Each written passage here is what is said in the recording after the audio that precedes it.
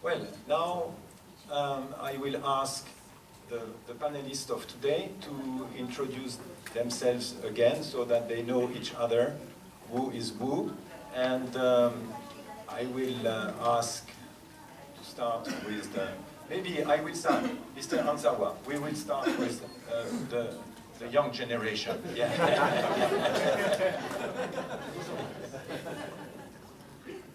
So please give your name and who you are.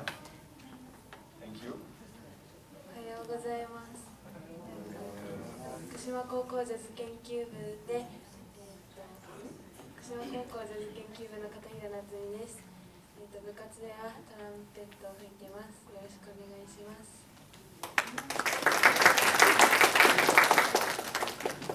おはようございます。福島高校ジャズ研究部部長の宍戸環奈です。部活ではベースを担当しています。今日はよろしくお願いします。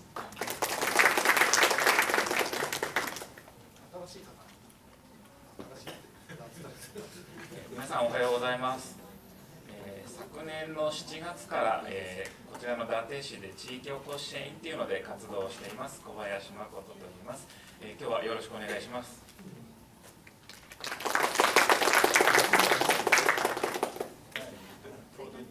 The newcomers, yes.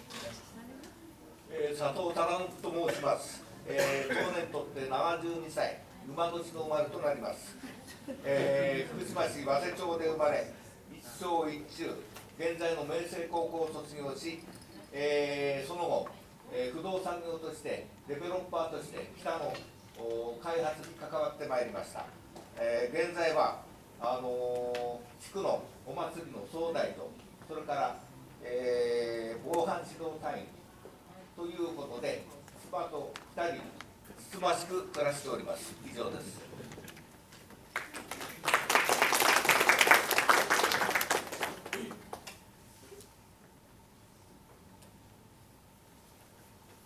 おはようございます。佐藤秀人です。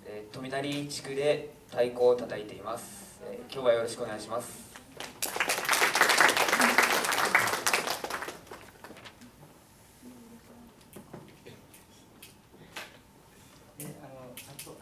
おはようございます。佐藤秀人の父親です。地区で富成地区で体育協会の会長もやらせてもらってます。いろいろお世話になります。よろしくお願いします。おはようございます。おはようございます。八木沼守と申します。1954年7月生まれです。大森の里とは一回り違います。一回り若いです。で地元で、今40数年間にわたってお祭りの方の、演出とか太鼓とか、教えたり習ったりして、伝統行方について伝えて、いるところであります。これから何十年もまだまだやりたいと思っております。今日はよろしくお願いいたします。おはようございます。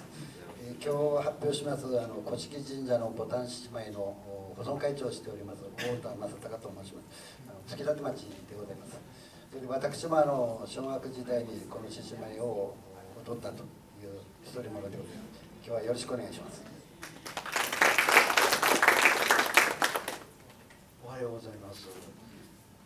福島市から参りました高橋茂義と申します。福島市にはプレイ歴史館という歴史関係の施設もあるんですが、そこに、3年ほど勤めておりました。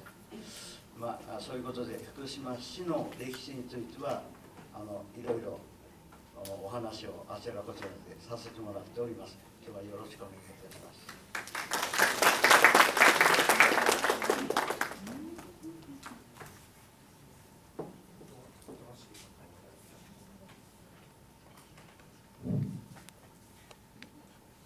I think now I'd like to give Ayano Sensei came to me this morning and said I would like to ask a question to the Norwegian delegation because there is a point that I would like to clarify, and I think it is good that we start with this morning. So could you ask your question, please? はい、東京大学の早野です。昨日からここに座っております。昨日朝、ノルウェーの状況についてアストリートさん、それからノルウェーに行かれた方々のお話があって、で主としてその内部被爆のことについてお話がアストリートさんからのお話がありました。で、そのノルウェーの汚染地区の汚染状況っていうのはセシウム137で1平方メートルあたり10万から20万、30万ベクレルぐらい。実はこれこの辺りと変わらないんですよ。で、福島県の多くの、場所での汚染状況と変わらないんですが、だけれどもノルウェーでは外部被爆のこと、それから除染のことって一言も聞かないんですね。でそれはなぜかという質問を昨日するのを忘れたので、ちょっとそれを質問したいと思います。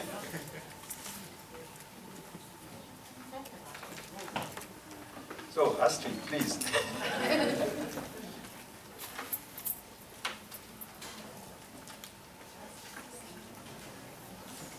I would like to show a graph to explain.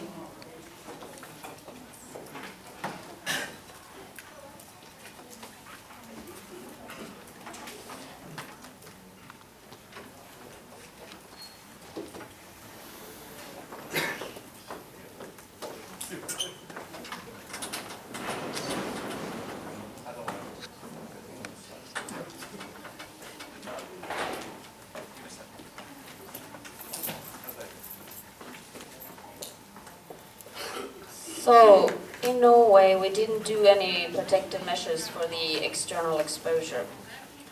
We were following a principle saying that radiation doses the first year after the accident could be 5 millisieverts per year. And for the following years, for the general public, it should not be more than 1 millisievert per year. And what you can see on the graph here is a comparison of external doses and the rise of the internal doses. These are measurements based from May 1986 until May 1987.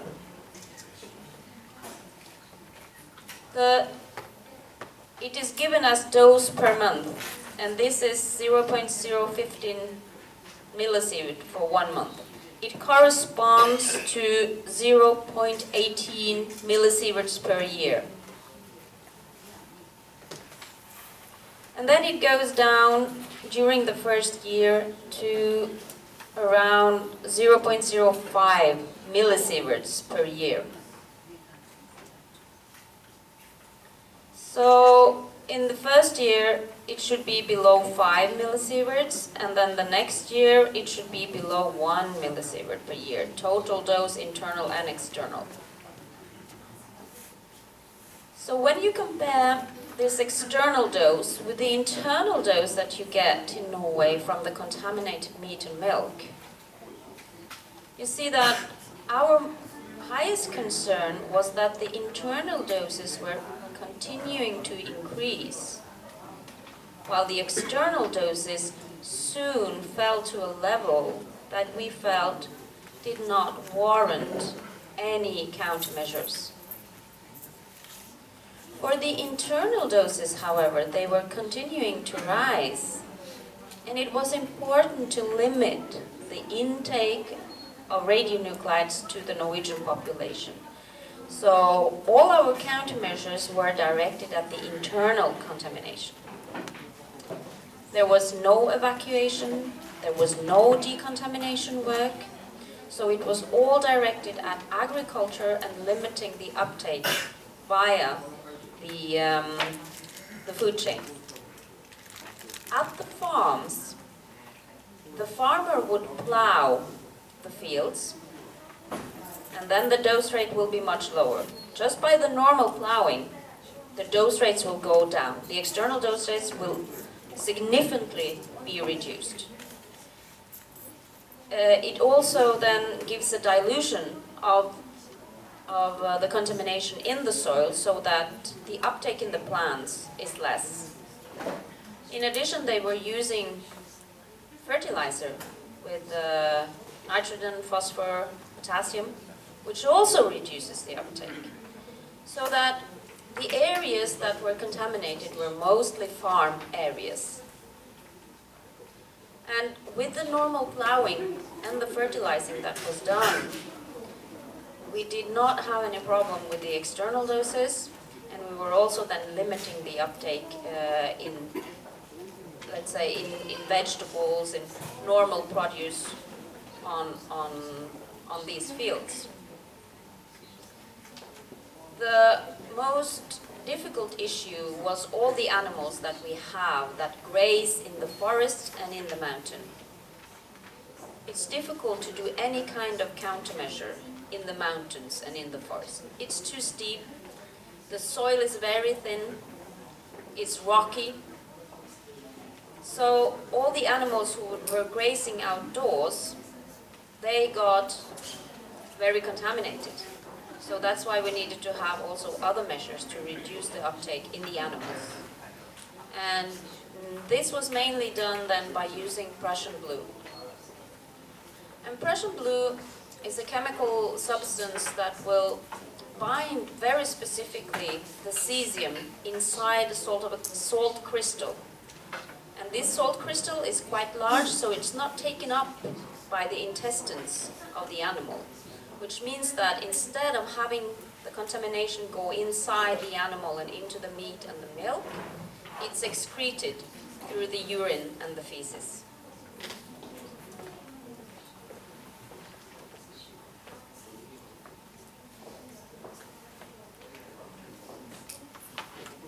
This chemical compounds contains cyanide.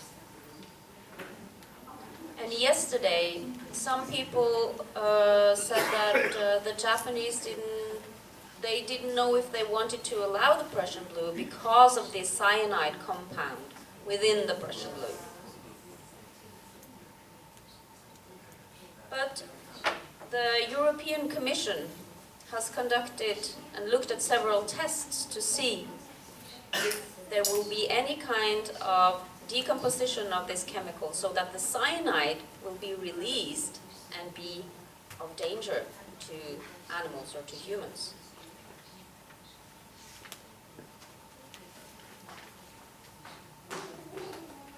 But all the tests show that this is not the case. So the European Drug Administration Authority has approved that you can continue to use Prussian blue for your agricultural practice without it having any negative consequences. So I think it's important if you, people around here, if you get involved in that discussion about whether Prussian blue is dangerous because of the cyanide, please remind them that lots of testing has been done on this, and also in the United States, where they recommend this for people who has been internally contaminated by cesium, they recommend that they use Prussian blue.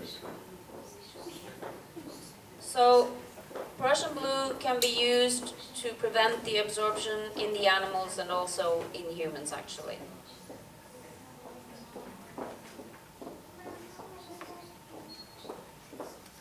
Any more questions? I think it's quite clear. Thank you very much for your explanations. Yeah. So is there a need to be concerned about the purity of the Prussian blue? I mean, is there a difference between industrial versus pharmaceutical grade Prussian blue? And would that have an effect on bioaccess to cyanide? As far as I know, the Prussian blue we have been using in Europe is an industrial produce from Germany. And as far as I know, there's only one producer in Europe, in Germany still. So we import this as a powder to Norway and mix it with feed and use it also in other manners. So, as far as I know, it's not a pharmaceutical quality, it's an industrial quality, the one we were using. Thank you.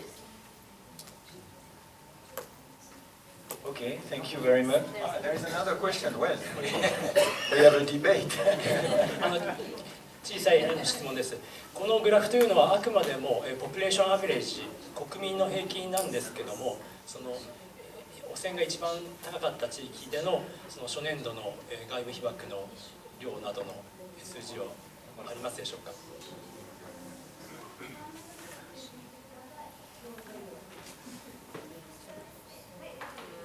You mean for the individuals?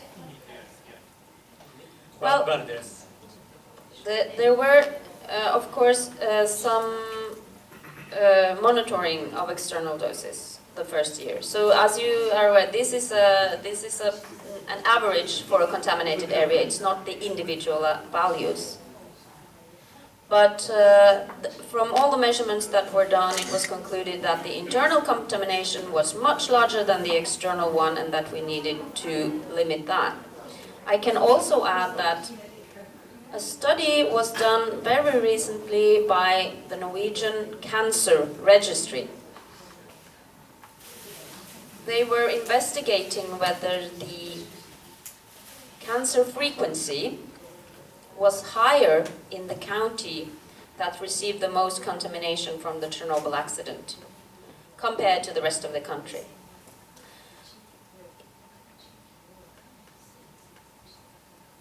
In Norway, they have very good statistics for cancer since 1954, divided by county or prefecture.